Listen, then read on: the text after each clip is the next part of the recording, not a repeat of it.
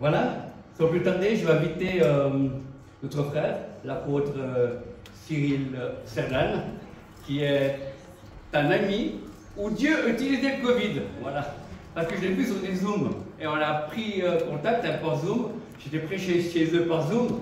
Et puis un jour, quelqu'un m'a invité pour un séminaire. Il m'a dit, il faut un deuxième orateur. Tu penses à qui? Et j'ai pensé tout de suite à mon ami que je découvre, l'apôtre Cyril Cerdan. Voilà. Donc, vous pouvez lire Cyril? Bien.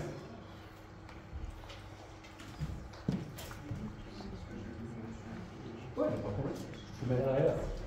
Et chargez, hein. Déchargez-vous ce Seigneur. Oui, c'est biblique de venir à l'église avec son ordinateur, hein, parce que Jésus a dit PC mon troupeau.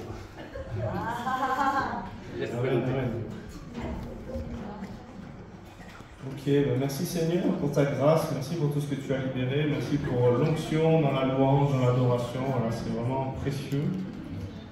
Merci Martin aussi hein, pour l'honneur, merci à tous d'être là ce soir et merci Seigneur aussi parce que tout est par sa grâce. Donc bon, je vais me présenter un petit peu ce soir rapidement, je ne vais pas faire trop long parce que j'ai quelque chose à apporter, je sais que voilà, la soirée ne peut pas se prolonger jusqu'à 4 h du matin, donc Seigneur, merci pour ta grâce. Voilà, ce soir, ce que tu veux déverser, Seigneur, on va accueillir ton royaume, on va accueillir les anges et tout ce que tu veux libérer dans nos vies, Seigneur. Et tu vois, on ne marche pas encore dans les rues comme Pierre et les gens ne sont pas transformés par notre présence. Donc, Seigneur, s'il y a des pluies à déboucher, des concepts à faire tomber, des choses qui ne tiennent pas encore, on a bâti sur un autel et Seigneur, ce n'est pas totalement ce que toi tu veux.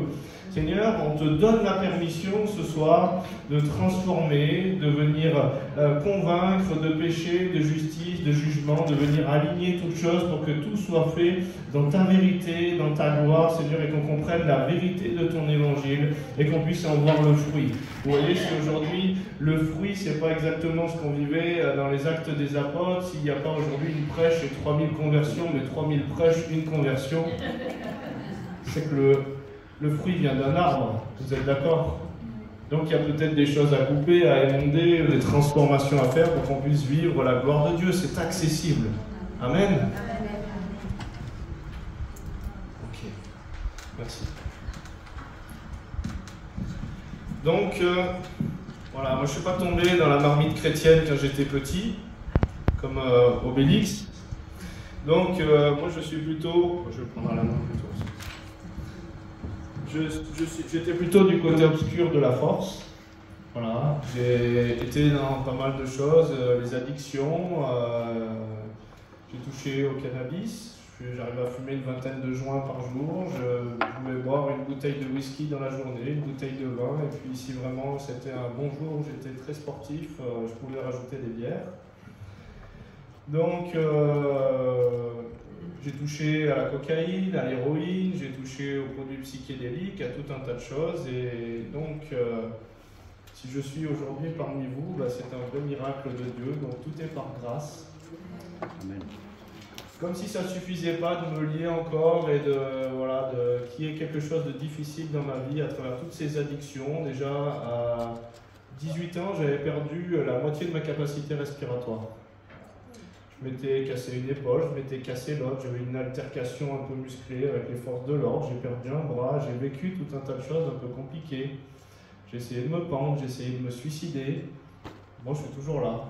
Donc il y a quelqu'un qui m'aimait déjà même avant que moi je l'aime. Comme si ça ne suffisait pas tout ça, le Seigneur, pas le Seigneur, justement, l'adversaire a essayé de mapper de son côté en m'initiant à la sorcellerie à travers un sorcier qui a guéri quelqu'un qui travaille avec moi. Et il m'a dit, toi, il y a quelque chose de spécial sur ta vie. Viens et si tu touches ça, je vais t'initier. Puis bien sûr, j'ai touché son truc, son pendule, et ça a bougé dans tous les sens. Et j'ai commencé à me former dans l'occultisme, dans la sorcellerie, le magnétisme, la voyance, et je suis allé encore plus loin, le vaudou, la méditation transcendantale. Je faisais des sorties hors de mon corps, j'entendais les pensées dans la tête des gens guérissaient par le magnétisme, mais ils partaient avec un herpès, et 3 ans plus tard, ils récoltaient un cancer. Le diable, il vous donne toujours 100 francs suisses, il peut vous en voler 1000. Vous êtes d'accord? Oui. Donc voilà, Dieu a fait des grandes choses dans ma vie. À un moment, j'ai mis un ultimatum à Dieu, j'avais fait une attaque cardiaque, j'étais sorti de mon corps, j'allais mourir, et j'ai crié, s'il y a quelque chose qui existe, touche-moi, est-ce qu'il y a un Dieu, sauve-moi. Et puis j'ai réintégré mon corps et j'ai commencé une quête à chercher qui était ce Dieu, parce qu'il n'y avait pas de nom derrière. Et j'ai rencontré Jésus. J'ai fait une rencontre personnelle avec Jésus qui a changé ma vie, et puis je pense que ce message ce soir, ça va être quelque chose en lien avec la réforme, avec le réveil que Dieu veut libérer. Moi, vous savez, il y a quelques jours, là, il y a 4 jours, 5 jours, je ne sais plus, j'étais encore en Espagne, en train de prêcher en Espagne, dans le sud de l'Espagne. Donc j'ai fait 11 heures de route, plus 4 heures pour venir ici. Et à la base, je ne pensais pas revenir. Je suis venu il y a 1 mois et demi dans un groupe en Suisse, et le Seigneur n'arrêtait pas de me parler de la Suisse, la Suisse, la Suisse, la Suisse. Je dis, mais qu'est-ce qui se passe là-bas? Et j'arrive dans un village perdu dans le sud de l'Espagne, à côté de Torre del Mar. Et là, je vois un petit enfant qui sort, un espagnol, et puis il est là avec son t-shirt, et puis il y a marqué la Suisse, avec le drapeau suisse. Je dis, c'est quoi ce délire, quoi? Donc je savais qu'il y a un temps pour la Suisse, il y a quelque chose de particulier que le Seigneur veut libérer pour la Suisse. Donc me voici, Seigneur, envoie-moi. Et donc, merci Seigneur pour ce que tu veux libérer. Je crois que le Seigneur, même dans mon témoignage, je ne m'en rendais peut-être pas tout à fait compte, mais même dans mon témoignage, le Seigneur, il veut casser les codes. Et vous savez que je parlais d'un arbre, le fruit vient d'un arbre, et des fois, il y a un arbre à émonder. Donc des fois, nos cadres de système, ils sont à retravailler, parce que peut-être ça ne permet pas tout à fait la liberté à Dieu de faire ce qu'il veut, nos compréhensions, notre théologie. Et donc moi, Dieu est venu me chercher dans la boue, dans la noirceur, dans un pétrin pas possible. Et il m'a sorti de la boue, il a commencé à me nettoyer, à me laver le visage. Je suis passé par la cage délivrance, guérison intérieure, j'ai fait tout un tas de choses. Et puis, au bout d'un moment, il m'a dit, je t'appelle à me servir, je veux t'envoyer. Et quand je suis arrivé dans les milieux chrétiens, ben, je n'étais pas préparé au phénomène, quoi. Moi, je suis arrivé là-dedans, je ne connaissais rien, je ne savais pas s'il fallait que j'aille voir un prêtre, un pasteur, et voilà, j'ai été conduit, j'ai vu de la lumière, j'ai rencontré une personne qui m'a amené là. Et je commençais à prier pour les gens, même les anciens de l'Assemblée vivaient des délivrances, des guérisons, je n'avais pas eu de théologie, on ne m'avait pas dit qu'il ne fallait pas faire ci ou ça, et donc je le faisais. Je me suis auto-délivré. J'ai commencé à prier pour moi en confessant au nom de Jésus, tout genou fléchi, nanani, nanana. Et puis au bout d'une heure, avant même d'aller dans les assemblées, puis il y a un esprit qui est sorti. Je dis waouh! Donc au nom de Jésus, on peut chasser des démons, c'est bon, ça je sais. J'ai prié pour ma mère elle a eu son nez redressé, la cloison nasale tordue. Bon, ça je sais. Et du coup, comme il ne maîtrisait pas trop dans ce système évangélique, qui était fermé à certains aspects du Saint-Esprit, et tout de suite on a commencé à me catégoriser, à me mettre de côté, reste à ta place, t'es un jeune, t'es orgueilleux, t'es ci, t'es ça, puis non, ta théologie ne va pas, un chrétien ne peut pas avoir besoin de délivrance. Je dis, mais l'ancien de votre assemblée, que ça fait 30 ans qu'il est là, il est parti en délivrance. Il dit, mais non, tu utilises des mauvais mots, et puis voilà, on ne sait pas trop ces choses que tu fais, nanani, nanana. Donc en gros, si tu veux rester là, tu t'arrêtes. Sinon, vu que je vois que tu t'entêtes un peu, tu peux partir et puis tu prends personne avec toi. Vous imaginez? Nos premiers rapports au système religieux. Aujourd'hui, je le vois, Dieu a fait une résurrection en priant pour un enfant où tous les organes étaient sortis hors du corps, donc le diable ne fait pas de résurrection, vous êtes d'accord? Et les organes sont revenus dans le corps de l'enfant et l'enfant est né viable alors que la maman, on devait lui enlever l'enfant. Et donc, si c'était le Saint-Esprit et que par ses traditions, je ne parle pas de Cyril Cerdan, d'accueillir Cyril Cerdan, mais ce que Christ en Cyril Cerdan porte, et on peut fermer la porte au Saint-Esprit par nos concepts, nos traditions, nos manières de faire. Donc depuis, voilà, heureusement, le Seigneur a conduit à ce que je sois formé dans le spirituel, que des personnes me prennent en main. Mon père, dans la foi, s'appelle Don Cripe. Il est le directeur de guérison pour les nations Europe. C'est une école de guérison intérieure. Son assemblée mère est au Kansas. Et c'est une des fondatrices de IHOP, la maison de prière. Je ne sais pas s'il y en a qui connaissent. Voilà, donc très prophétique, très dans le spirituel et tout ça. Et donc, voilà, ils m'ont reconnu aussi là-bas. Et bientôt, ils vont m'envoyer encore un courrier d'ordination pour m'élargir et me donner quelque chose de plus officiel. Mais tout ça, c'est simplement encore du côté politique. Pourquoi? Parce qu'à l'époque, il n'y avait pas tous ces trucs-là. Il n'y avait pas toutes ces lettres de recommandation, de ci, de ça. C'est le Saint-Esprit qui recommandait. C'est le Saint-Esprit qui validait. Vous êtes d'accord? Amen.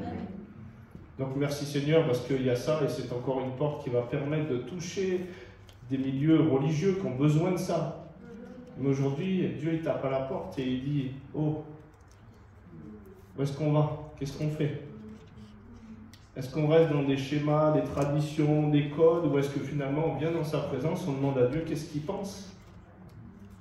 Il y a des assemblées, ils ont fait des conciliabules à plusieurs, il fallait que je fasse des heures et des heures de route pour aller voir le Sanhédrin, pour savoir si j'aurais le droit un jour de prêcher dans leur assemblée. Il fallait que je voie le conseil, qu'ils en discutent. Il fallait que je revienne une autre fois, que je voie les sous-pasteurs. Il fallait que je revienne une autre fois voir le pasteur. J'ai dit, écoutez, vous avez le Saint-Esprit, j'ai le Saint-Esprit, vous priez. Si le Seigneur vous dit que c'est ok, sinon je ne vais pas faire tous ces conciliabules pendant des plombes. Et on tombe dans des traditions. Et des traditions qui commencent à annuler la parole de Dieu. Le Seigneur, c'est l'Esprit. Vous êtes d'accord, oui ou non? Amen. Et donc le Saint-Esprit sait très bien les choses. Il sait très bien qu'il établit, qu'il bâtit, qu'il appelle. Aujourd'hui, même vous pourrez accueillir un pasteur en qualité de pasteur parce qu'il a le diplôme de pasteur. Mais peut-être que la personne, elle n'est même pas appelée pasteur. Vous savez, moi, dans l'église, dans le 06, j'ai eu une personne qui est décédée une personne de la famille, non pas une personne, la grand-mère de quelqu'un de mon assemblée qui est décédée, ils ont voulu que j'aille faire la cérémonie. Donc je me suis retrouvé là-bas, dans le lieu, il y a une salle à côté du cimetière pour pouvoir faire la cérémonie. Et puis j'ai fait un message, ça a touché des personnes, et puis la personne qui tient le lieu, qui gère le lieu, qui est aussi dans un service pastoral, est venue me voir et m'a dit « Oh, c'est bien ce que vous avez dit, j'utilise des fois certains des versets que vous donnez, mais vous savez, il en faut des gens comme nous. » Je dis « Comment ça ?»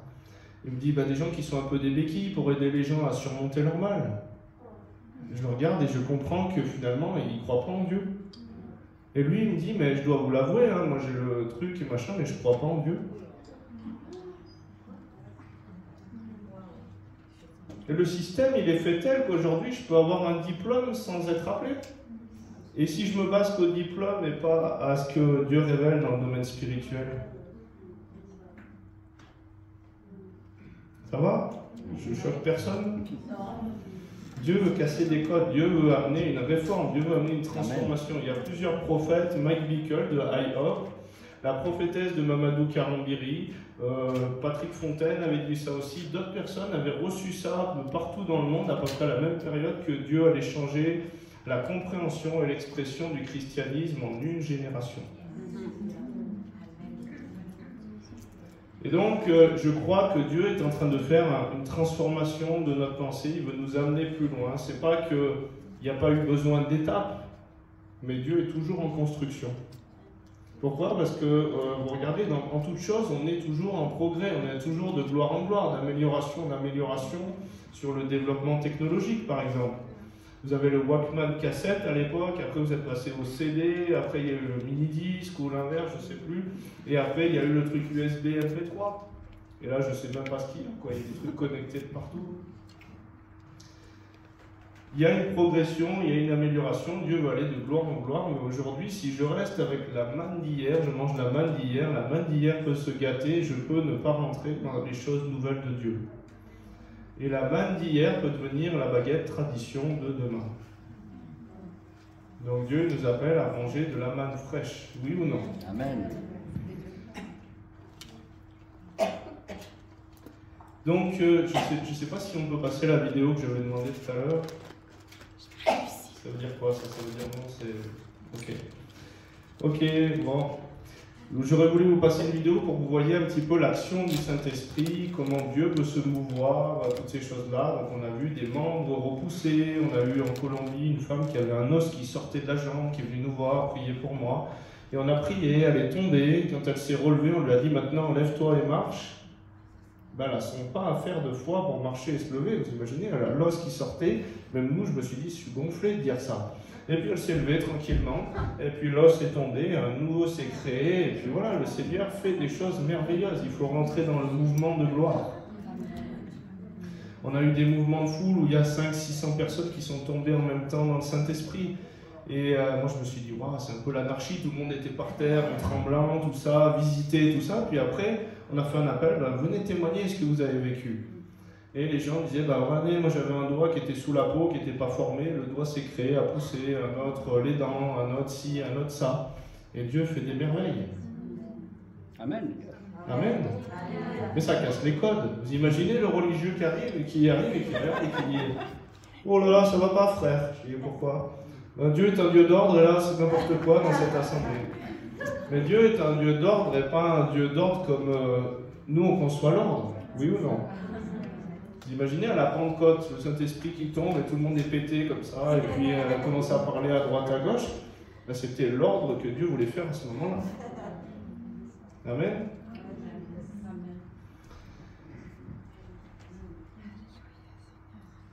Donc Dieu veut casser nos codes religieux et pour qu'il y ait un réveil, pour pouvoir porter la gloire de Dieu, il va falloir se laisser transformer. Notre chair, notre système religieux, Dieu ne veut pas bénir un système religieux. Dieu veut bénir sa vision, Dieu bénit ses fondements, Dieu bénit le Saint-Esprit. Et le mouvement est l'être dans le Saint-Esprit, oui ou non? Amen. Et donc le Seigneur, il nous demande de quitter des choses anciennes pour rentrer dans des choses nouvelles, oui ou non? Il y a une marche, une transformation, mais la finalité de cette marche, c'est qu'on arrive dans la plénitude de ce à quoi on veut qu'on goûte, oui ou non? On a marre de tourner 40 ans dans le désert, oui ou non? Et donc, Dieu veut libérer le réveil. Quand je suis venu ici la dernière fois, j'avais l'impression que Dieu parlait de la Suisse, du réveil, quelque chose. Et puis quand j'étais en Espagne, je n'arrêtais pas de voir des bouteilles de vin. Et puis j'ai vu une bouteille de vin, mais comme une cuvée spéciale. Vous savez, on parle souvent du réveil, du vin nouveau. Ben, il y a encore davantage. Il y a des gens qui disent, moi c'est bon, j'ai goûté ça, la gloire, le rire, les machins. D'accord, donc tu as tout goûté, c'est bon. Mais Dieu, il a encore une nouvelle gloire, il a encore un vin qu'il a préparé depuis longtemps, une cuvée spéciale, un bon vin qui veut déverser aussi. Amen. Et donc, le Seigneur casse les codes. Vous savez, moi, il n'y a pas plus 1 égale 2 que moi. Moi, j'étais très pratique, j'étais bon, Seigneur, alors la guérison, c'est bon, je peux cocher la case, la délivrance, c'est bon, je peux cocher la case, je vis ça. La transformation, c'est bon, je vis ça. Le renouvellement de l'intelligence, je vis ça. J'aime bien tester et prouver les choses. Et quand Dieu a commencé à faire tomber des gens, alors que moi, j'étais jamais tombé, mais je jugeais même ce qui se passait à travers moi, je me suis dit, c'est normal ou quoi ça? Vous imaginez comment on peut être religieux, cadré, tout ça? À un moment, j'ai vu une personne qui tombait pendant 1h30. Je me suis dit, c'est pas possible, elle fait du cinéma. Puis après, j'ai vu une demi-heure, 1 heure. Je me suis dit, on peut pas rire comme ça, c'est pas normal. Et c'est le Saint-Esprit qui fait ça. Et quand elle s'est relevée, elle pleurait, gloire à Dieu. Je dis, comment ça, gloire à Dieu? Bon, t'as bien rigolé, tout ça. Et elle avait perdu des tours de taille. Surnaturellement, elle avait maigri. Mais pour vous expliquer que même moi, qui étais déjà pas trop impacté par un système religieux, j'étais devenu quand même, la chair, elle est religieuse par nature. La chair, elle n'aime pas marcher sur l'eau dans les trucs qu'elle ne maîtrise pas, elle aime bien contrôler, elle aime bien faire sa tradition des choses. Amen. Et Dieu nous appelle à sortir des traditions, oui ou non? Amen. Il nous dit dans sa parole, dans Marc 7, au verset 13, il dit « Annulant ainsi la parole de Dieu par votre tradition ». Mais il le reprend plus loin aussi dans Marc 7, et il le dit « Vous annulez fort bien le commandement de Dieu au profit de votre tradition ». Sous quel commandement on est dans la Nouvelle Alliance? La loi de l'esprit et de vie. Et c'est quoi annuler son esprit? C'est fonctionner par nos traditions humaines. Et donc, on doit fonctionner dans l'obéissance à sa parole révélée. Celui qui est né de l'Esprit, il est comme le vent, il ne sait ni d'où il vient, ni où il va. Oui. Et donc, à des moments, Dieu peut vous demander, vas-y, fais le poirier dans une station-service. Vous avez entendu cette histoire déjà ou pas? Et puis le gars, il entend Dieu, fais le poirier. Donc, c'est pas marqué scripturairement, on ne peut pas trouver de traces qu'il faut faire le poirier pour faire quoi que ce soit. Et le gars, il se lance, il fait le poirier dans la station-service, puisqu'il entend Dieu fortement lui parler, donc il fait le poirier, et vous imaginez, il reste comme ça un petit temps, et puis à un moment, il dit, je vais passer ce moment de gêne rapidement, quoi. Donc il se remet sur ses deux pieds, il regarde si personne n'a vu, il va vite régler sa course. Et là, il arrive à la station-service, le mec, il est derrière sa caisse, et puis il le regarde, et il le trouve en pleurs. Je lui dis, mais qu'est-ce qui vous arrive, monsieur? Il dit, mais vous savez pas, mais tout à l'heure, il y a quelqu'un qui est venu me témoigner que Jésus était réel et je l'ai envoyé promener. Et je lui ai dit, je croirai le jour où je verrai un gars faire le poirier à la station-service.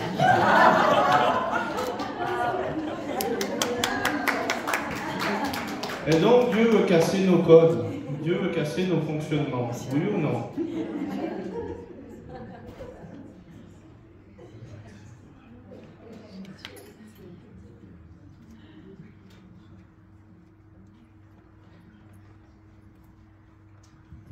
Donc Dieu sait à qui il demande, hein. Je ne vous fais pas le poirier là, ce soir.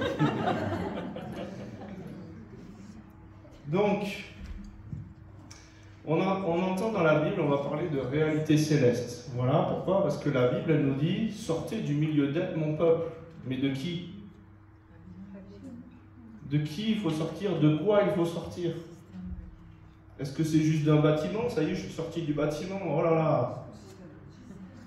Sortir de la mentalité, mais de la mentalité qui vient d'où? De Babylone. Et qu'est-ce que c'est Babylone?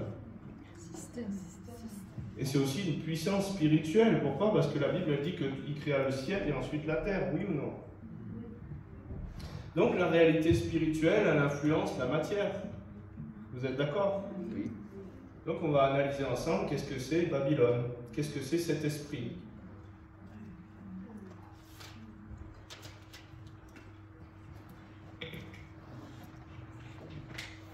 Donc on voit dans Luc 13, 33, on voit dans Matthieu 23, Luc 13, 33, Matthieu 23, 37, il nous dit Jérusalem, Jérusalem, toi qui tues les prophètes, et tous ceux qui te sont envoyés dans le monde. Et il nous dit même, est-il possible qu'un prophète meure hors de Jérusalem? On a plein de prophètes dans la Bible qui sont morts hors de Jérusalem, oui ou non? Donc, de quoi ça nous parle? De quoi ça nous parle? Est-ce que ça nous parle de la Jérusalem physique ou d'une réalité spirituelle que Dieu veut remplacer par la nouvelle Jérusalem? C'est simplement pour réveiller votre curiosité. Où est-ce qu'il va nous amener? Qu'est-ce qu'il va nous dire? Apocalypse 11.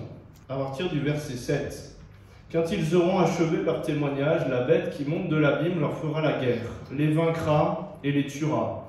Et leurs cadavres seront sur la place de la grande ville, rappelez-vous ce terme, la grande ville, qui est appelée dans un sens spirituel, donc il n'est pas parlé juste d'une ville territoriale physique, il est parlé d'une réalité spirituelle, qui est appelée dans un sens spirituel Sodome et Égypte, la même où leur Seigneur a été crucifié. Donc bien sûr, Jésus il a été crucifié à Jérusalem, la ville, mais là il nous dit, est-il possible qu'un prophète meure hors de Jérusalem? Il nous parle d'une réalité spirituelle qui couvre la face du monde, puisque tous les prophètes meurent dans cette réalité spirituelle.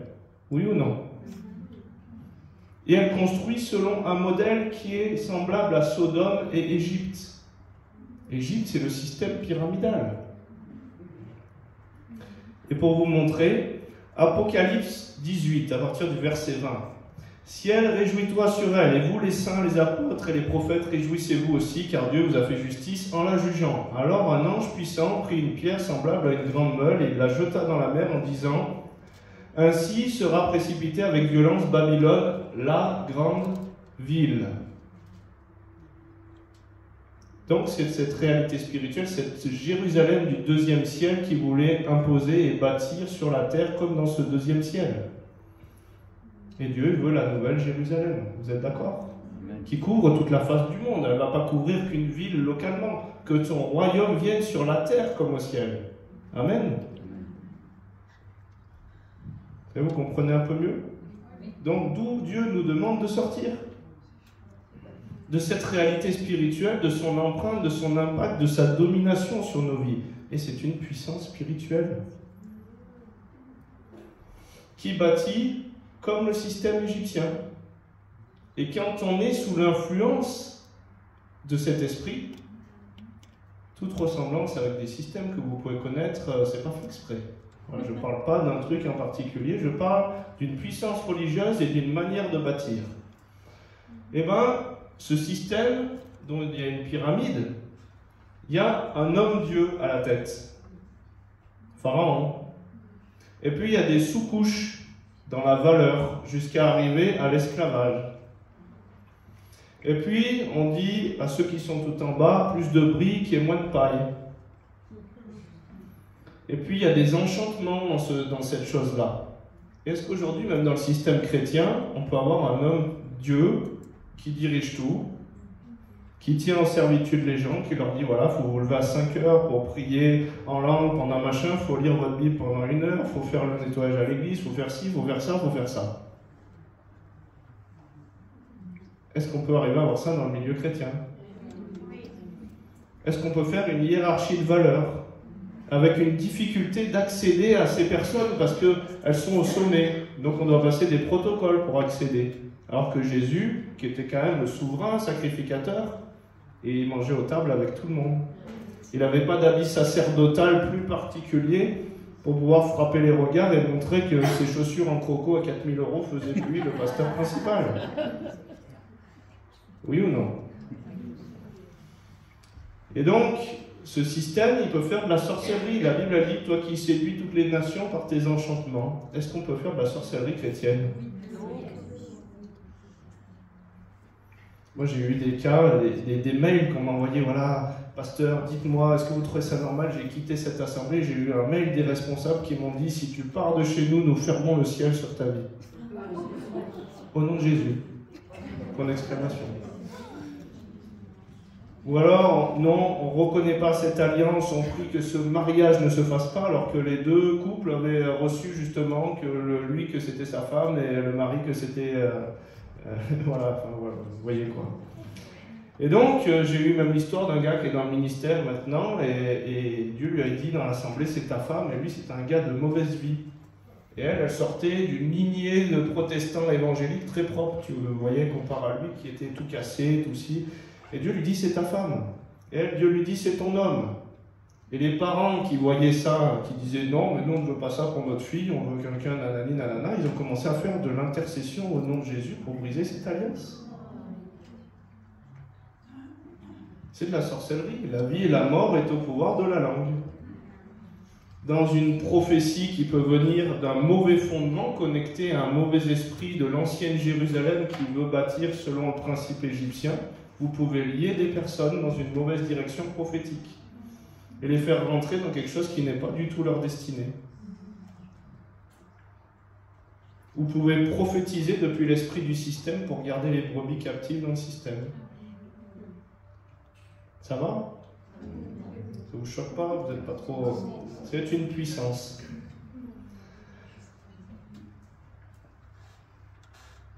Donc, et l'on n'entendra plus chez toi les sons des joueurs de harpe, des musiciens, des joueurs de flûte, des joueurs de trompette. On ne trouvera plus chez toi aucun artisan d'un métier quelconque. On n'entendra plus chez toi le bruit de la meule, la lumière de la lampe ne brillera plus chez toi, la voix de l'époux et de l'épouse ne sera plus entendue chez toi, parce que tes marchands étaient les grands de la terre, parce que toutes les nations ont été séduites par tes enchantements.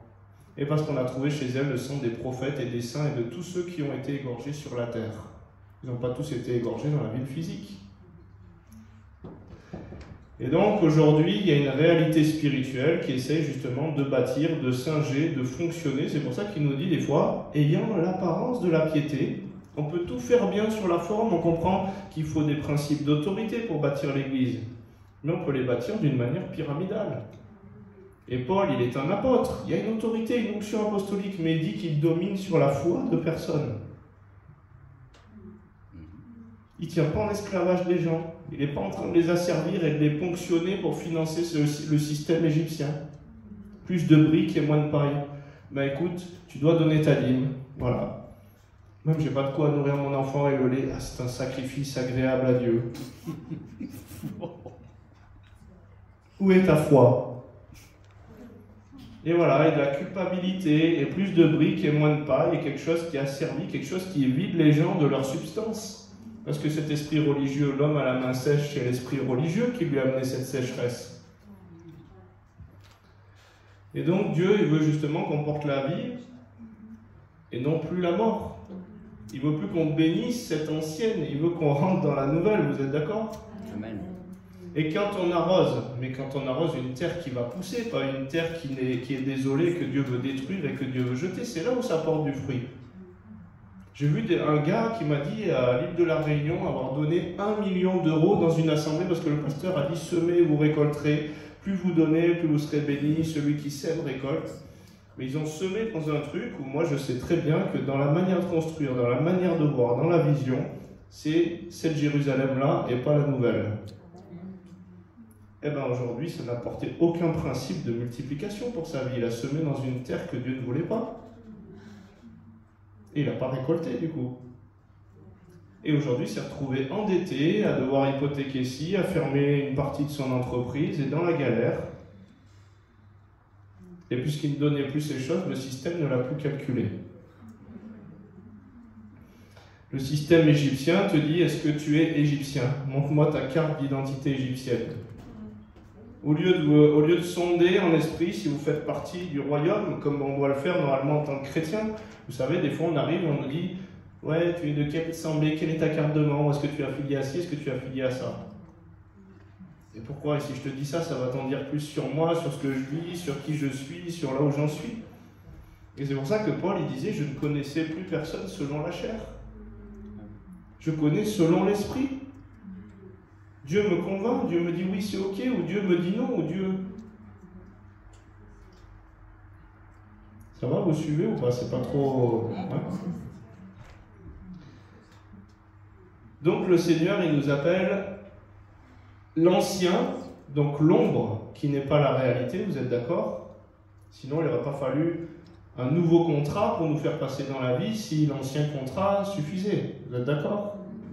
L'ancien contrat, tout ce qui a été fait était prophétique. Vous êtes d'accord? Jésus est l'esprit de la prophétie.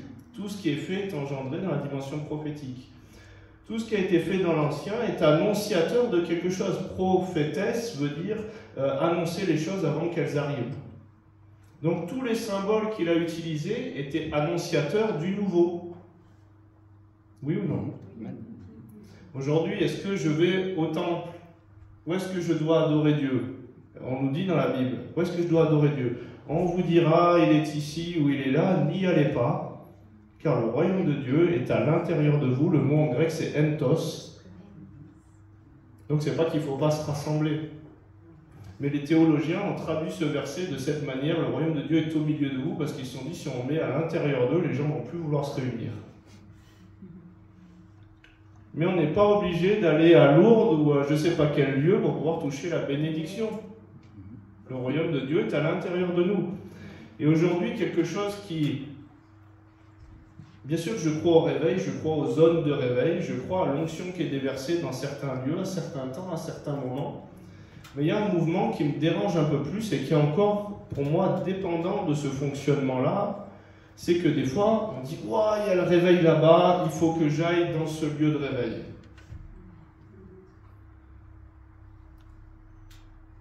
C'est quoi le problème? Ben, ça veut dire que si je dois aller dans ce lieu de réveil, bien sûr que Dieu peut dire à des personnes « Va là-bas, je veux te bénir ». Il faut obéir à Dieu. Mais si j'y vais dans ma chair juste parce que je me dis « Il y a un point là-bas, je vais saisir quelque chose », je ne vais rien recevoir du tout. C'est Christ en moi, l'espérance de la gloire. C'est Christ en moi qui m'abreuve. C'est Christ en moi que je dois puiser. Et si je dois aller dans un lieu pour pouvoir être béni plus qu'un autre, ça veut dire que certains qui n'ont pas l'argent nécessaire, certains qui ne peuvent pas se déplacer sont disqualifiés dans cette conception de la chose pour être bénis. Alors que Christ en nous réconcilie tout le monde, c'est accessible, tu peux puiser, tu peux même être sur ton trône, ton WC, et Dieu veut te parler. Ça va? Donc dans le réveil, le vrai réveil, c'est un réveil déjà personnel, où on apprend à cultiver son jardin intérieur, où on apprend à puiser dans la grâce de Dieu. Aujourd'hui, il y a des personnes, bien sûr que je crois que Dieu peut libérer une onction à travers quelqu'un, c'est pas ce que je dis. Mais je crois aujourd'hui que les personnes, aujourd'hui, je ne peux pas vous communiquer l'onction de Cyril. Paul, il a dit, je suis venu vous communiquer quelques dons spirituels. Je ne lui ai pas dit, je suis venu vous communiquer l'onction de Paul. Pourquoi? Parce qu'on a tous notre personnalité, on a tous notre vécu, on a tous une manière de pouvoir porter les choses. Imaginez aujourd'hui, vous donnez 1 million d'euros à quelqu'un qui ne peut pas les porter. Et ça va lui faire des dégâts parce que Dieu veut nous construire étape par étape, de gloire en gloire, et pas nous amener un truc, un package d'un coup. Et puis dire à la personne, je te donne tout ce que j'ai, ça veut dire que tu vas passer aussi par tout ce que j'ai vécu. Pourquoi? Parce qu'il faut qu'il croisse et que tu diminues. Et qu'est-ce qui va faire que tu vas diminuer? Ça va être dans la mort à toi, dans le lâcher prise, sur tes sécurités, par rapport à ta famille, par rapport à tes finances, par rapport à ci, par rapport à le suivre sans réfléchir. Et ça a un coût, l'évangile. Ta chair, elle va être déposée sur l'autel. Il n'a plus voulu les sacrifices, les boucs, les béliers. Il a voulu maintenant que ta chair se dépose sur l'autel. C'est ça qui doit mourir. C'était une ombre de la réalité dans laquelle on est. Amen. Donc aujourd'hui, Dieu il veut qu'on quitte les symboles pour rentrer dans la réalité des choses. 7, c'est le chiffre de la plénitude. Oui ou non? Oui. C'est le chiffre du tout accompli. Et il nous appelle à rentrer dans le tout accompli. Il nous dit, rentrez dans mon repos. Et donc, dans le mouvement et l'être en Christ, si je me dis, je vais faire une loi, il faut se reposer le samedi, je dois me reposer le samedi. C'est Shabbat. Très bien. Très très bien. Mais si tu es malade le lundi, est-ce que tu attends le samedi pour te reposer? Et donc, dans le mouvement et l'être du Saint-Esprit, il était juste qu'il y ait des symboles pour nous rappeler qu'on doit se reposer. Il était juste qu'il y ait un temps pour nous montrer l'action de Dieu, pour nous montrer ce qu'il fait à l'intérieur de nous.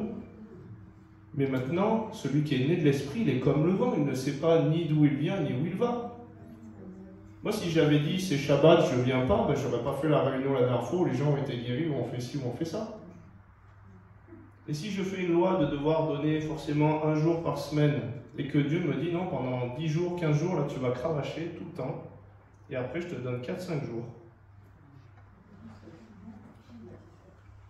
Dieu nous appelle à non plus fonctionner par des codes, des traditions.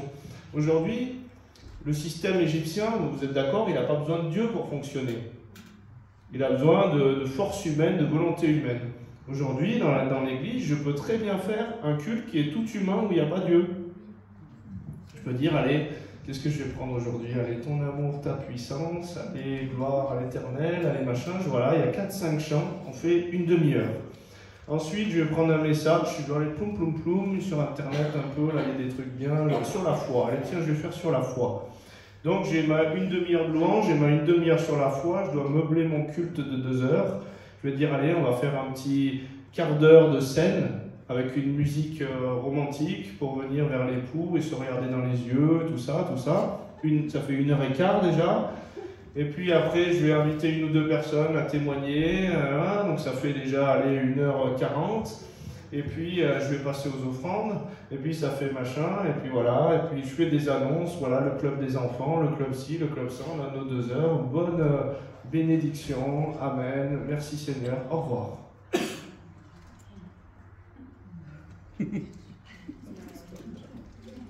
Et on peut fonctionner comme ça, et ça peut même tourner. Et il y a des gens, ils ont une bonne onction de commercial et ils arrivent à faire grandir la Jérusalem du 2e ciel. Mais aujourd'hui, quelle est la vision de Dieu pour l'Église? C'est ça qui va être Déjà, Dieu veut qu'on se réveille personnellement, Dieu veut qu'on vienne puiser à la source, Dieu veut qu'on cherche sa révélation fraîche et personnelle. Mais ensuite, à quoi sert l'Église? Est-ce que c'est faire grandir des systèmes comme des champignons, dire il y a une église là, il y a une église là, il y a une église là? C'est bien. Mais Dieu, il est l'Éternel des armées. Le rôle des ministères, c'est de faire comprendre qu'on est une famille, mais qu'on est aussi un corps armé qui doit attaquer dans l'unité. Si un tire à la mitraillette comme ça, que l'autre est comme ça, l'autre il est avec son bazooka, il ne sait même pas où est la forteresse sur laquelle on va aller. Mais quels dégâts ça fait dans le camp ennemi? Donc Dieu veut une unité, mais une unité en esprit, une unité coordonnée. Il veut des principes d'autorité, mais qui n'ont pas une valeur différente du soldat. C'est pas parce qu'il y a des généraux qu'il a une valeur différente. Il a annulé ce principe de hiérarchie de valeurs. Il dit en Christ, il n'y a plus ni homme, ni femme, ni juif, ni grec, ni esclave. Il dit, vous êtes tous au même niveau. La même valeur, le sacrifice de Jésus à la croix. Amen. Donc, le Seigneur veut nous faire sortir de nos traditions. L'Église, l'Ecclésia, ça veut dire être appelé hors d'eux, on est appelé hors du monde, mais c'est aussi le mot Ecclésia utilisé pour un rassemblement de citoyens d'un royaume. Donc, à quoi sert l'Ecclésia normalement? Quelle est la vision de Dieu pour l'Église? Est-ce que c'est juste de dire oh, j'ai agrandi mon système, on est passé de 500 à 1000, on vend un peu plus de livres, il y a une bonne sono, on a acheté des projets, c'est top, viens ici un peu voir ce qui se passe. C'est pas ça la vision de l'Église. Je ne dis pas que Dieu ne peut pas faire grandir quelque chose et que c'est pas bien, mais la vision de l'Église, c'est de comprendre qu'aujourd'hui, vous voyez, dans l'islam par exemple, le royaume de l'islam, qu'est-ce qu'il fait? Eh bien, il imprime sa culture à la société. Et il avance en conquête dans la société. Que ton royaume, donc le royaume, la Nouvelle Jérusalem, vienne sur la terre comme au ciel. Donc le rôle de l'Ecclésia, c'est d'avoir une attaque groupée, coordonnée pour pouvoir avancer et gagner du terrain. Le but, les musulmans, vous voyez, ils développent leur économie. Ils ne vous feront pas travailler, certains qui veulent respecter les principes de l'islam, si vous n'êtes pas musulman. Ils développent leur économie, leur viande sacrifiée avec leur marque qui est leur poinçon. Ils développent même leur sauce. La dernière fois, j'achète une sauce, Le Sieur, et il y a marqué certifié halal par la grande mosquée de Lyon. Et donc, quand je paye ça, ce qu'il faut savoir, c'est qu'il y a une partie qui est reversée aux mosquées, à l'imam et à cette certification halal qui bénit tout ça. Ils ont leur système économique, ils génèrent de l'argent, ils avancent en conquête avec leur marque qu'ils apposent dans la société. Ils sont unis. Si un frère est dans le besoin ou quoi, moi j'avais un soi-disant chrétien, il commençait son cheminement avec Dieu, il s'appelait Momo, il avait vécu à la rue, et lui il me dit oh, t'inquiète, j'ai pas mangé à midi, mais regarde, je vais aller dans le kebab là-bas, et comme je suis maghrébin, il est obligé de me donner à manger, il ressortait avec son sandwich gratuit. Ben, il y a une assistance, il y a un secours, il y a une communion, il y a une unité, il y a une vision où ils veulent avancer en conquête. Il y a un impact, il y a une culture, il y a un style vestimentaire. Et ben, le but de l'Ecclésia, c'est d'amener la culture du royaume sur la terre comme au ciel. Amen. Amen. Et le vrai réveil, c'est l'Église qui commence à se réveiller dans la juste vision de Dieu, qui comprend que justement, on est appelé à écraser la tête du serpent. Dans Hébreu, Jésus nous dit qu'il est assis à la droite de Dieu, attendant désormais que l'ennemi soit fait le marchepied de ses pieds. C'est qui son pied? C'est nous. Christ est la tête, nous sommes son corps. Et c'est la symbolique de Ève qui écrase la tête du serpent, et le serpent persécute sa marche. Ceux qui marchent en Christ seront persécutés. Le serpent lui mordra le talon. Mais il n'y aura pas de réveil, pas de conquête, pas de choses tant que l'Église n'aura pas compris cette vision-là. Tant que les chrétiens ne se feront pas travailler ensemble, tant qu'il n'y aura pas une unité, tant qu'il n'y aura pas une attaque groupée, tant que la vision apostolique, prophétique ne reviendra pas au fondement dans l'Église. Aujourd'hui, on a des systèmes qui sont des systèmes pastoraux. Est-ce que ça existe bibliquement? Et donc, il y a une carence. Et donc, il y a un fondement qui n'y est pas. Et donc, il y a le développement juste de là où doit aller l'Église qui ne peut pas se faire. Oui ou non? Et donc, Dieu veut ce réveil intérieur, Dieu veut la compréhension de notre identité, de notre stature, mais Dieu veut qu'on aille en conquête. Jésus, il dit qu'il a payé le prix, pourquoi? Pour qu'en son nom, tout genou fléchisse. Les esprits méchants, les trônes, les dominations et toutes ces choses-là. Est-ce que vous pensez que On va être plus que vaincu ou plus que vainqueur? Et donc Dieu nous appelle à marcher en Église, en conquête, en unité, en compréhension que justement on a un rôle à jouer pour le retour de Jésus. Et pas se déresponsabiliser. Il y a des gens qui vont être appelés, on a différents ministères, on est tous appelés au ministère de représenter Christ, vous êtes d'accord? On a tous le ministère de la réconciliation. Réconcilier les gens avec le cœur de Dieu, avec le Père. Mais il y en a, ça va se faire justement, peut-être qu'ils vont s'investir en politique. Les francs-maçons. Qui est franc-maçon ce soir? Les francs-maçons. Qu'est-ce qu'ils font? Ils investissent toutes les sphères de la société. Ils placent leur vie pour pouvoir placer leurs intérêts, leur vision, leur culture de leur royaume et petit à petit amener une vision qui n'est pas celle du royaume de Dieu. Oui ou non? Eh bien nous, on est appelés à se lever dans l'ingénierie, à écouter Dieu pour des projets novateurs qui changent la création et qui amènent des finances pour le royaume de Dieu. On est appelé à s'investir dans le social, on est appelé à s'investir ici, on est appelé à briller, que notre lumière brille dans le monde, qu'on voit qu'on est des flambeaux et qu'on fait la différence au milieu d'une génération pervertie. Amen. Il nous a appelé à être le sel de la terre et non pas que de la salière. Donc, le Seigneur veut qu'on se lève et qu'on marche dans la compréhension de ce à quoi il nous a appelés.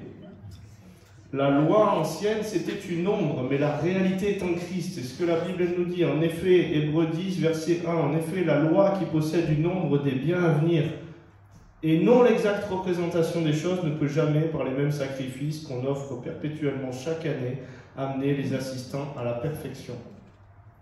Donc, il nous demande de rentrer dans des choses nouvelles.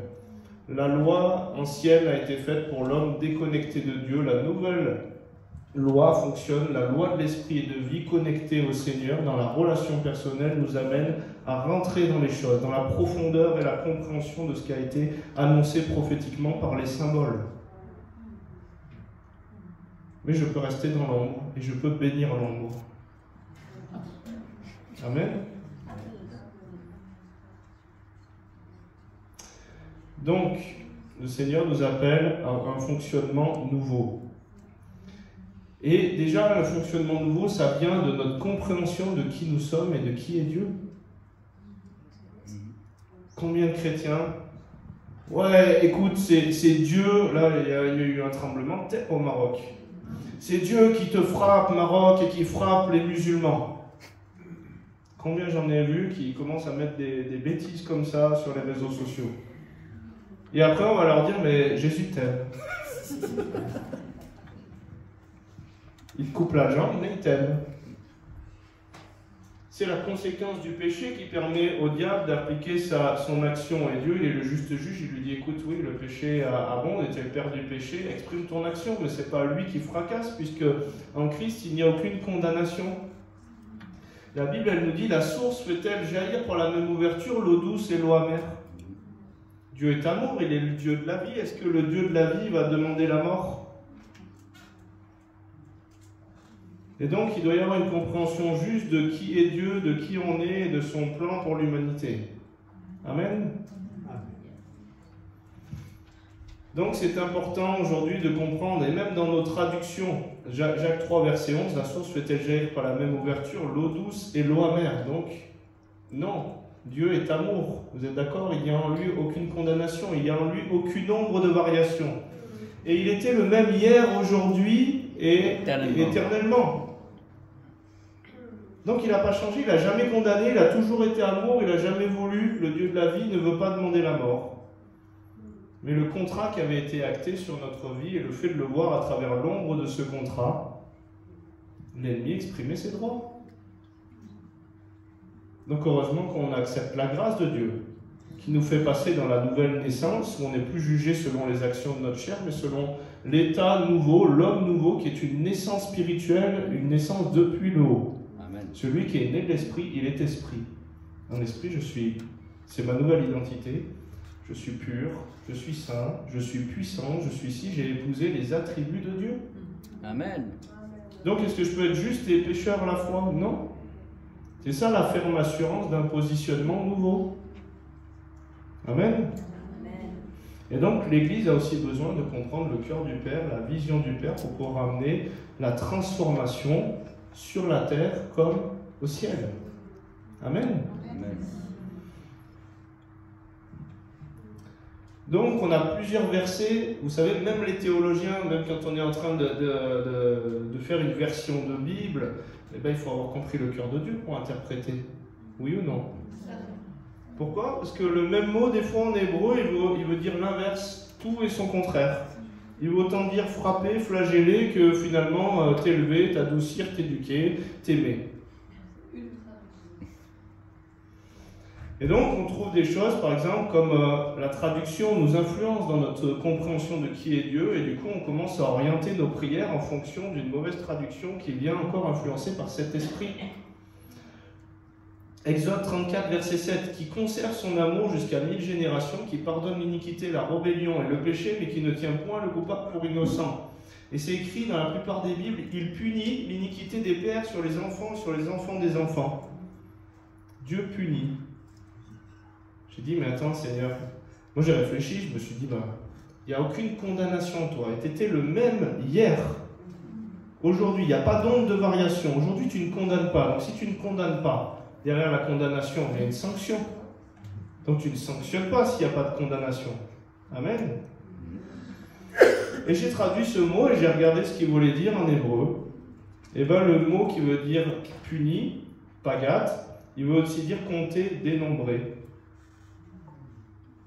Donc, Dieu compte ou dénombre l'iniquité des pères sur les enfants et sur les enfants des enfants. Mais est-ce que c'est lui qui fracasse? Non, c'est le rôle du diable. Ça va? Même la notion de châtier, même la notion de faire mal, si vous retraduisez les mots et que vous regardez dans les contextes plus justes, puisqu'aujourd'hui on a fait des séparations entre les livres, le mot châtier veut dire édifier, éduquer, élever aussi. Et quand on voit châtier, par exemple, si je dis à quelqu'un « je t'aime », à chaque fois que je lui dis « je t'aime », je lui mets un coup de pied. Quand je vais lui dire « je t'aime », ça va prendre une autre profondeur, quoi. Mais quand on voit la notion plutôt d'éducation, plutôt que de sentence, fracasser, châtier dans un sens de faire du mal, ça change la donne, ça change ce Dieu, non? Ça, oui ou non? On ne connaît pas le français, parce que châtier, ça veut dire ça.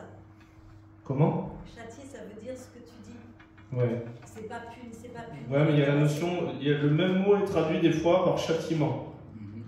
Donc là, châtiment veut dire ce que ça veut dire, quoi. Un châtiment, ça implique une sentence, ça implique quelque chose un peu qui vient, alors que lui nous dit je ne condamne pas. Ça va? Donc c'est important aujourd'hui de comprendre le cœur de Dieu, de comprendre l'amour de Dieu, de comprendre que Dieu ne va pas te couper une jambe pour pouvoir t'éduquer. Il veut t'éduquer par l'amour et par la révélation de son amour, oui ou non? Amen. Une fois, j'ai un gars qui vient me voir, je l'ai dit la dernière fois, mais je vais le redire pour ceux qui sont là. Il vient me voir, il avait une fracture ouverte, il s'était vraiment abîmé la jambe, ça l'a handicapé dans son boulot, il avait passé des années comme ça à travailler, à être carreleur. Et il vient me voir et il me dit « Frère, j'aimerais que tu pries pour moi. » Je dis « Ah bon ?» Il dit « Qu'est-ce qui t'est arrivé ?» Il me dit « Oh, gloire à Dieu. Je voulais pêcher avec une sœur quand j'étais plus jeune, et puis là, d'un coup, je me suis cassé la figure et je suis tombé dans un espèce de trou et je me suis cassé le pied, mon os est sorti. » Je dis « Gloire à Dieu. » Je dis « Donc aujourd'hui, tu viens pour que je prie pour quelque chose que tu me dis que c'est Dieu qui t'a envoyé. » Je vais prier contre la volonté de Dieu alors. Je lui dis, ça t'handicape, c'est un fardeau pesant, ça t'embête d'être comme ça? Il me dit oui. Je lui dis, écoute, le cœur de Dieu, ça l'embête aussi que tu sois comme ça, parce que par les meurtrissures de Jésus, tu as été déjà guéri. Je lui dis déjà, avant que je prie pour toi, repens-toi simplement d'avoir cru que c'est Dieu qui te coupait une jambe pour t'empêcher de pécher. Il aurait pu simplement te parler, te dire n'y va pas, envoyer un ange ou faire que ta voiture n'ait plus d'essence. Est-ce que toi, tu coupes une jambe à ton enfant pour l'empêcher d'aller, je sais pas, de faire l'école buissonnière? Tu fais pas ça. Il dit, si vous êtes des bons parents, si vous savez donner des bonnes choses à vos enfants, combien le Père Céleste vous en donnera des plus excellentes si vous les lui demandez. Amen. Donc c'est important aujourd'hui de comprendre le cœur de Dieu et de fonctionner dans la dimension de l'esprit.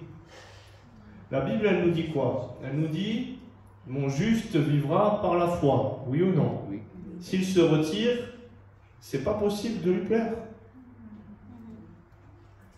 La foi, dans Romains 10, verset 17, vient de ce qu'on entend, et ce qu'on entend vient non pas de la Bible, mais de la parole Réma. C'est une parole révélée que Dieu adresse personnellement à la personne.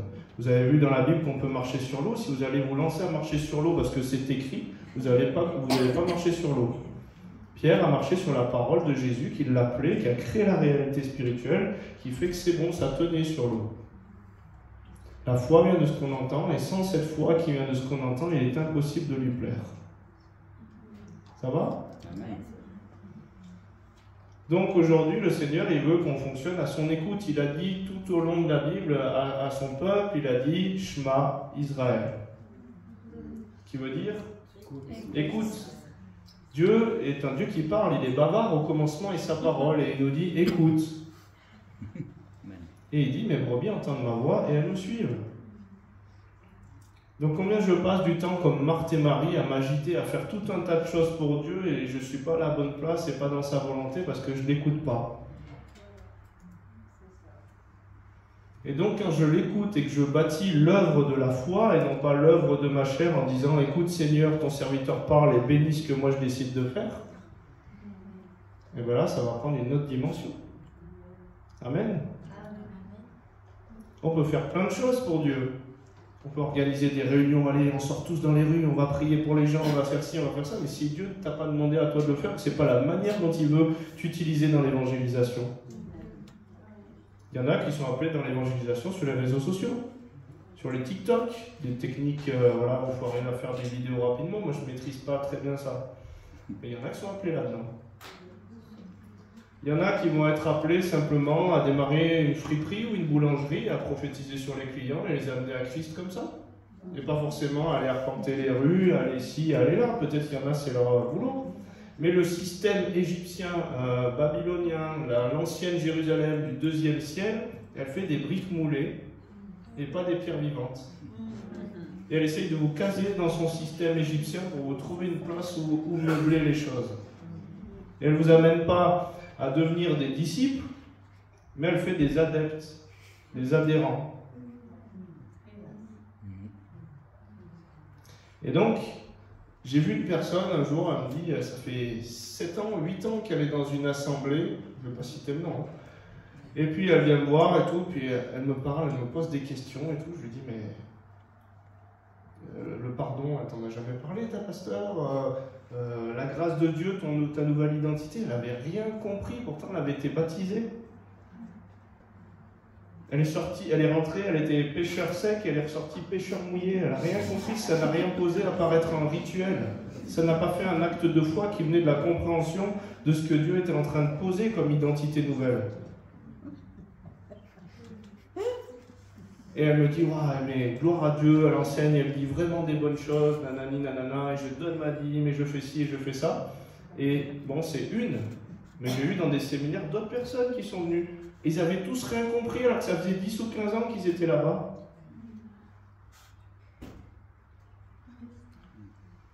Et ils bénissaient le système, ils avaient les jolis chants du système, et ils avaient les jolis mots. Elle a dit qu'il fallait se tourner, et puis se dire « Ah, tu es beau mon frère, ma soeur, et s'aimer, ouais, on s'aime, on est content ». Mais elle n'a pas compris le fondement de à quoi elle était appelée, de son identité, d'écouter Dieu.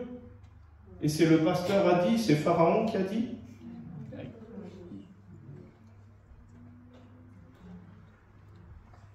Je suis désolé, je ne vous choque pas. Hein. Continue de chercher. Bon, vous me réinviterez en Suisse. Hein, Oui, oui, on t'aime. Ok. Donc, Galates 5, verset 16, je dis donc, marchez selon l'esprit, vous n'accomplirez pas les désirs de la chair. La chair a des désirs et ils sont en opposition à ceux de l'esprit.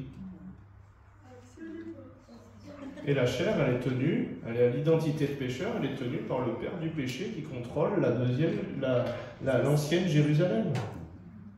Ça va? Donc, quand je fonctionne par la chair, quand je bâtis par la chair, même si c'est mes meilleures intentions de la chair, vous imaginez Pierre, il a été avec Jésus et tout, il aimait Jésus, c'était bien, tout ça. Jésus lui raconte qu'il doit être livré, qu'il doit se passer ci, qu'il doit se passer ça. Pierre, dans la chair, Seigneur, ça ne t'arrivera pas. Et là, il lui dit, mais Pierre, va-t'en, arrière de moi, Satan, parce que là, tu te positionnes en adversaire, c'est ce que veut dire le mot Satan. Parce que tu ne connais pas les choses de Dieu et tu es en train de fonctionner dans ta chair, tu n'as rien compris. Ça va? Et donc, Dieu nous appelle à fonctionner en esprit, à l'adorer en esprit et en vérité. Mais la marche dans l'esprit, c'est une adoration. Pourquoi? Parce que quand avant vous alliez déposer votre sacrifice, votre meilleure bête et tout ça, c'était un acte d'adoration. Et bien ceux qui marchent par l'esprit sont continuellement en train d'adorer Dieu parce qu'ils sont toujours en train de déposer leur chair sur l'autel. Amen. Et vous pouvez louer Dieu et taper des mains et même avoir une très belle voix et ne jamais mourir à vous-même et être dans le péché, ben ça ne porte aucun poids de gloire. Et l'onction ne se manifeste pas. Donc on peut tout bien faire sur l'apparence et renier ce qui en fait la force. Ce qui fait la force, c'est la vie dans l'esprit, c'est le fonctionnement dans le Saint-Esprit, c'est le fait de goûter la nouvelle naissance et d'être connecté au Père et de dire « Seigneur, parle, ton fils, ton serviteur écoute » plutôt que « Écoute, Seigneur, ton serviteur parle ». Mais des fois on fait ça dans la loi. On se dit « Allez, moi j'ai pas de percée sur ma vie financière, alors je vais jeûner 15 jours ». Et donc, on jeûne 15 jours, et puis les gens vont voir, ouais, je suis en pleine percée en ce moment. Et là, bon, t'es en pleine percée, ok. Et la personne, elle est simplement en train de dire, voilà, je fais un jeûne, je fais une grève de la faim, je vais faire un bras de fer avec toi pour que tu plies à ma volonté, que tu me donnes ce que moi je veux.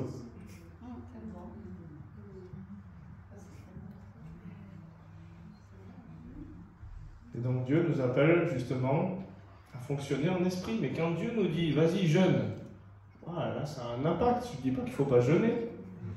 Quand Dieu te dit sème, quand il te dit quoi et combien, mais ça apporte un poids de gloire différent d'un poids de loi ancien, de loi de la chair. Ça apporte un poids de multiplication dans la nouvelle alliance. Ça va? Donc Seigneur, merci pour ta grâce. Je ne sais pas quelle heure j'avais encore pour enseigner ou pas, parce que sinon moi je le débite. Hein. Comment? Encore un peu? Ok. Donc, l'humain, il va bâtir dans le contrôle. Pourquoi? Parce que la chair, elle est insécurisée. L'amour de Dieu est censé venir détruire la crainte, bannir la crainte. Oui ou non? Eh bien, la chair, comme elle est insécurisée, marcher sur l'eau pour la chair et ses raisonnements, 1 plus 1 égale 2, on ne marche pas sur l'eau normalement, c'est pas possible, donc ça on le verrouille. Parler en langue, certains systèmes qui sont encore très fermés, on ne comprend pas, on ne parle plus en langue. Les dons ont cessé pour les apôtres, les machins et tout, et on verrouille tout le système. Et il dit, annulant ma parole par votre tradition. Vous imaginez, la tradition religieuse, notre fonctionnement religieux est capable, c'est une puissance qui est la seule capable d'annuler la parole de Dieu. Et donc, à quoi je reconnais qu'il y a de la tradition? Bien, moins il se passe de choses. Plus c'est sous l'influence de l'ancienne Jérusalem, et moins il y a de percées, moins il y a de miracles, moins il y a de guérisons, moins il y a de transformation, moins il y a de libération. Moins il y a la gloire de Dieu, moins il y a les signes, moins il y a les prodiges. Pourquoi? Parce que Paul, il le dit, l'évangile, ce n'est pas des discours persuasifs de la sagesse humaine. C'est une démonstration d'esprit et de puissance.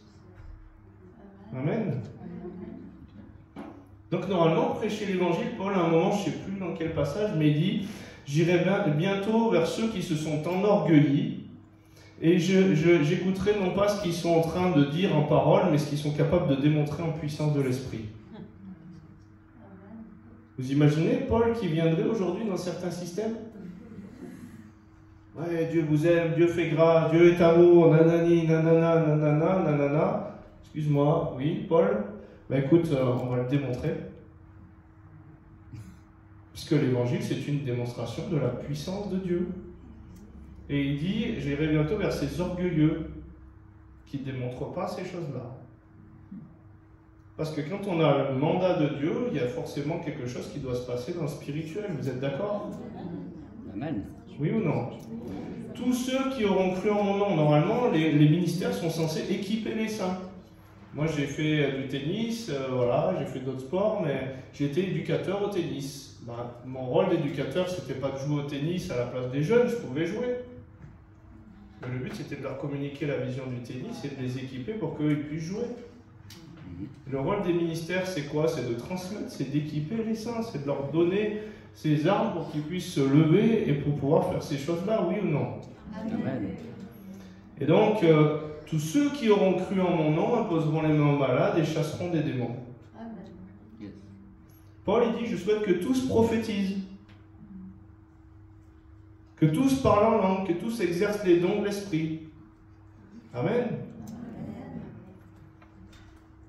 Et donc, Dieu nous veut dans cette réalité-là. Et même, la Bible, elle nous dit, ton Dieu ordonne que tu sois puissant. Il l'a déclaré, c'est un décret. Pourquoi? Parce que quand on parle de lui, il a dit, tel il est, tel nous sommes aussi dans ce monde. Donc en fait, on va être le reflet et l'image de qui est Dieu. Vous imaginez l'importance qu'on porte? On n'est pas appelé à être juste comme des témoins de Jéhovah, qu'un petit truc, prenez un fascicule et puis venez nous voir bientôt, prochainement. Non. Tu as un problème, qu'est-ce que c'est ton problème? Que veux-tu que je te fasse? Tu es aveugle, tu es ci, tu es ça, tu as un besoin de guérison intérieure, on va prier pour toi, et après tu vas venir sur la barque avec nous, dans l'arche, et puis on va te former, te restaurer, et puis t'envoyer.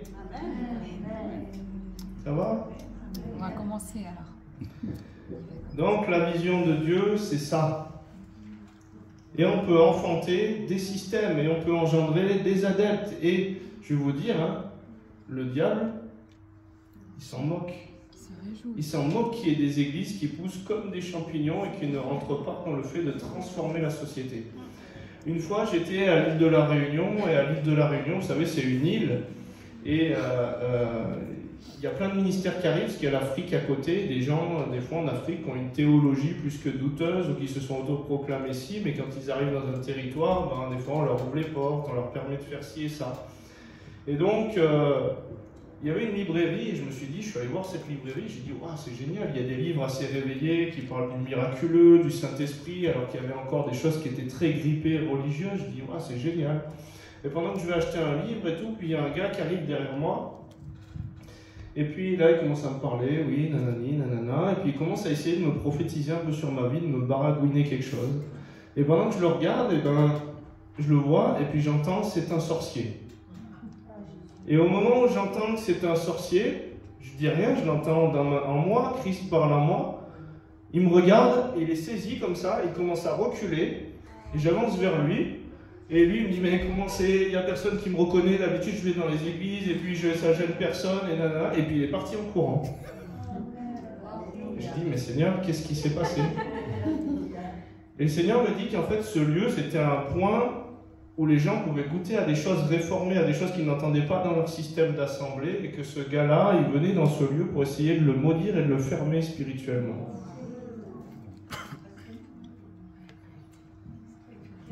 Et donc le Seigneur, il nous a appelés à fonctionner en esprit. Vous imaginez, même il m'aurait baragouiné un truc, oui, le Seigneur t'appelle à un grand ministère, il t'appelle assis, vous savez, ça c'est des phrases toutes faites, on peut dire... Toi, ma soeur, un grand appel sur ta vie. Toi, Dieu va te bénir. Oui, ça, c'est des bonnes paroles. Tout le monde peut les dire dans la chair, pas dites dans l'esprit. Et oui, et je dois prier pour toi. Imaginez, il m'aurait dit, et je dois prier pour toi, t'imposer les mains. Mais qu'est-ce qui peut passer dans cette dimension-là? Moi, j'ai eu des gens qui étaient liés par la sorcellerie, par des impositions de mains de soi-disant chrétiens. Donc si je ne fonctionne pas en esprit, si ce n'est pas en esprit que j'analyse les choses, si ce n'est pas en esprit, la Bible elle va même plus loin, elle nous dit tout ce qui n'est pas le fruit, le produit d'une conviction de l'esprit, c'est péché. Vous imaginez? Personne n'a envie de pécher. Donc aujourd'hui, voilà, Dieu veut un peuple qui se lève, où la Bible elle dit le Seigneur c'est l'esprit, oui ou non? Et je crois que Dieu va amener des réunions justement où on se place à l'écoute, où on arrête avec nos codes, où on arrête avec certaines manières de faire. Un jour, j'ai un ami qui me dit, dans une assemblée qu'il avait, il me dit le Seigneur a cassé les codes, on avait toute la louange qui était prévue. Pourtant, c'était une assemblée où déjà ça bougeait bien au niveau spirituel. C'était assez réveillé. Il y avait moins de Jérusalem de la deuxième pour plus de la troisième. Quoi. Il y avait une petite fissure qui s'était faite. Et ça bougeait bien. Et un jour, Dieu lui a dit, voilà, aujourd'hui, Tu fais rien de tout ça, aujourd'hui c'est champagne. Puis lui il a dit champagne, on a nos codes, on a ci, on a ça, puis il a entendu lui dire aujourd'hui c'est champagne. Donc il va en parler au staff de l'église, et il dit bon voilà, aujourd'hui il faudrait qu'on aille acheter du champagne, je crois que c'est champagne, ouais, on sent que c'est juste, ouais, et puis ils vont acheter du champagne. Et au moment où ils débouchent le champagne et qu'ils servent du champagne, je ne sais pas s'ils ont pris du champomis pour ceux qui ne boivent pas d'alcool, mais au moment où ils débouchent le champagne, ils servent le champagne et ils reçoivent une parole prophétique de trinquer à la victoire de Dieu sur Satan. Et le culte ne s'est pas passé par louange, prédication, annonce, machin. Une gloire est tombée sur toute la salle et les gens commençaient à être guéris, délivrés, rire dans l'esprit, à vivre ci, à vivre ça. C'était ce que Dieu voulait faire. Donc aujourd'hui, Dieu veut qu'on bouge dans la dimension de l'esprit, Dieu veut qu'on fasse dans la dimension de l'esprit, Dieu veut casser nos codes religieux.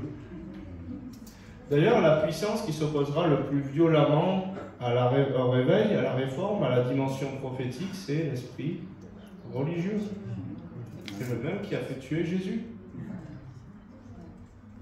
Donc aujourd'hui, la plus grande persécution qui arrive pour les chrétiens, ça va être le système religieux. Amen. Pourquoi? Parce que certains systèmes vont se vider. Moi, vous savez, il y a des personnes qui se sont levées, qui ont répandu des rumeurs qu'avec tous les miracles qui se passaient, ou les choses un peu surnaturelles qu'eux ne maîtrisaient pas, je devais être un sorcier. Ils ont passé ces annonces dans tous des groupes membres de certaines assemblées. Et donc des groupes à la ronde, j'arrive dans un territoire en France, on me dit « Ah, mais on a entendu que tu étais un sorcier pour tel truc ». Et se sont passés le mot comme pour essayer de verrouiller quelque chose. Parce que Dieu fait des choses qu'ils ne maîtrisent pas, qu'ils ne comprennent pas. Ou peut-être par peur, je ne sais pas, de perdre leur brebis d'un système qui doit s'autofinancer, mais Dieu est en train de casser certaines choses. Et je pense, le Covid, c'est pas Dieu. Vous êtes d'accord? C'est pas Dieu. Mais est-ce que Dieu peut amener la gloire? Est-ce que le diable peut faire une œuvre qui le trompe? Oui. Et je crois que Dieu, à travers le Covid, il y a des systèmes d'assemblée qui ont dû se réformer, commencer à devoir fonctionner en esprit. Il y en a même qui ont fermé, qui n'ont pas tenu, parce qu'il n'y avait pas la main de Dieu, il n'y avait pas l'aval, il n'y avait pas l'écoute du Saint-Esprit. Et je pense que Dieu, à travers ça, il essaye de nous dire, mais les systèmes politiques sont ébranlés. Le système sanitaire, je ne sais pas comment ça se passe ici, mais en France, c'est de plus en plus compliqué. La dernière fois, il y avait eu quelqu'un qui avait un problème, 8 heures d'attente avant d'être pris aux urgences.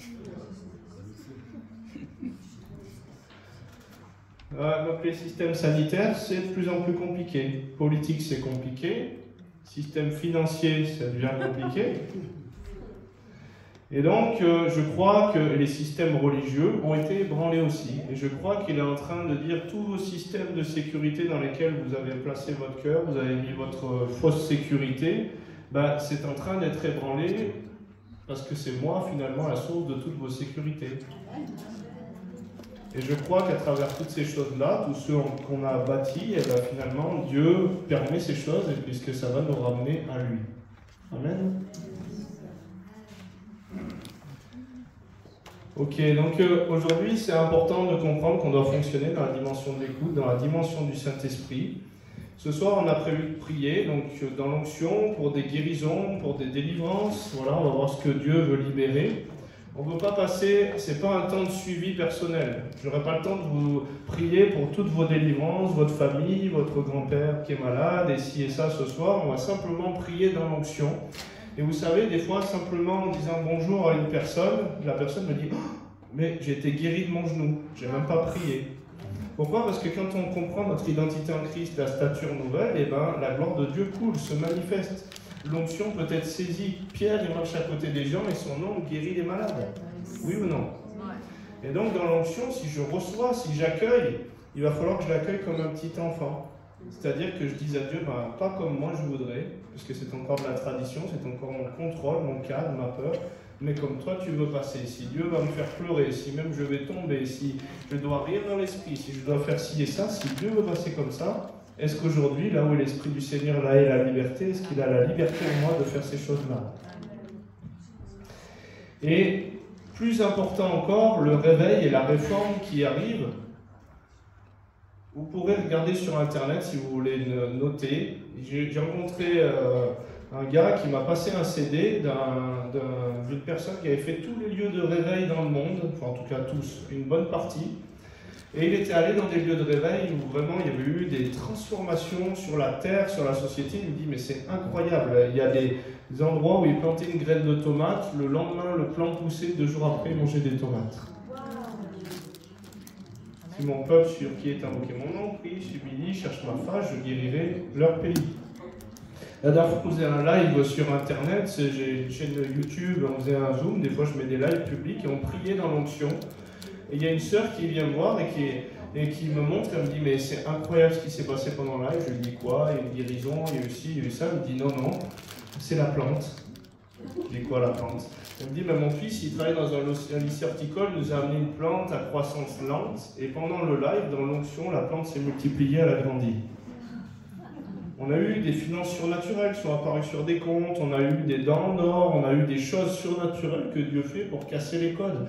Une fois dans une réunion, on était dans la gloire et il y avait des anges et la nuée qui étaient là, et des diamants, des pierres précieuses apparaissaient dans les mains des personnes. Est-ce que Dieu peut faire ça? Amen. Et ça, on peut le juger si je juge avec la chair, et on peut attribuer une œuvre du Saint-Esprit à Satan. Donc c'est un... One minute. Et donc aujourd'hui, la Bible nous dit la création attend avec un ardent désir la révélation des fils de Dieu parce qu'elle a été soumise à la vanité non de son gré, mais à cause de celui qui l'y a soumise pour avoir part, elle aussi, au rachat, à l'affranchissement des fils de Dieu.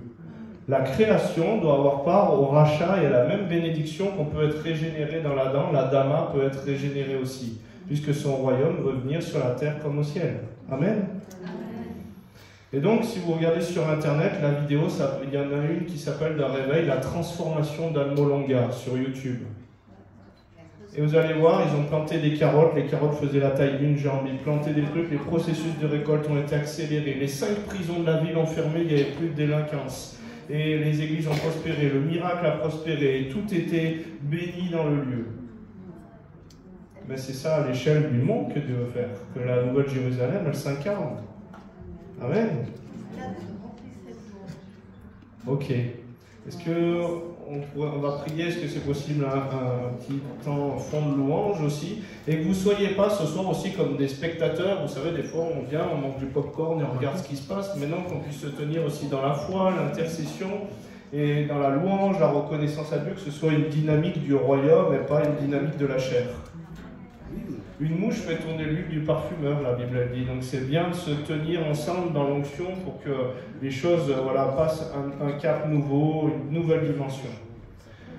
Et ce soir, on va prier. L'apôtre Paul il dit, je suis venu pour vous communiquer quelques grâces, quelques dons spirituels. On va prier pour qu'il y ait des activations. On va prier dans l'onction pour que vous receviez. Après, c'est votre part d'accueillir ou de recevoir. Laissez le Saint-Esprit faire ce qu'il a à faire. Vous savez, des fois, on prie pour une libération et puis la personne, elle réagit, elle va tomber, puis elle veut pas. Mais Jésus, il nous aime tellement qu'il ne violera personne, il n'ira pas plus loin que ce qu'on lui permet d'aller. S'il a toute la place, il va faire tout ce qu'il veut. Amen.